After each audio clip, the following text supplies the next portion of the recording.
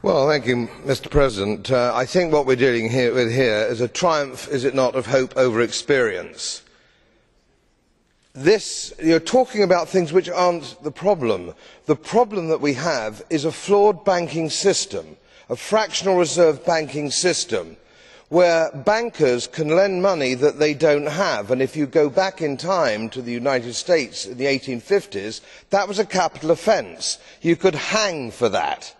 Now we have this extraordinary situation where we've had regulation, lots of regulation. It's been the wrong sort of regulation, hasn't it? And so we've had another disaster. And none of this is actually going to save us from another disaster down the line. It's bound to happen because we haven't addressed the real problems, and that is your fractional reserve banking system. We must have a commodity bank on the one hand, an investment bank on the other hand.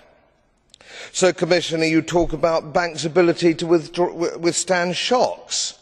Well, by this definition, by your definition, a shock is people turning up wanting their money back.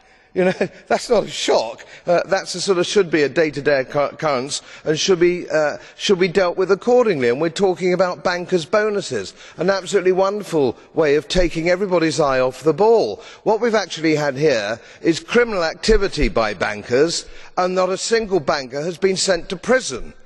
This is extraordinary. Billions of pounds have been taken away from taxpayers, taken away from depositors, bondholders, and yet not a single banker is in jail. This is a disgrace. This is a disgrace. We really have to use the law of the land, not so much regulation, and printing money. And central banks are equally culpable, make no mistake.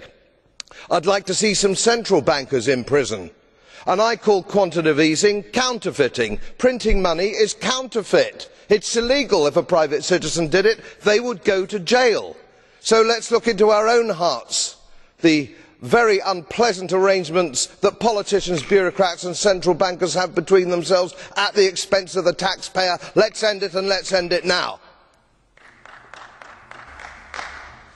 Vielen Dank, Herr Kollege Blume.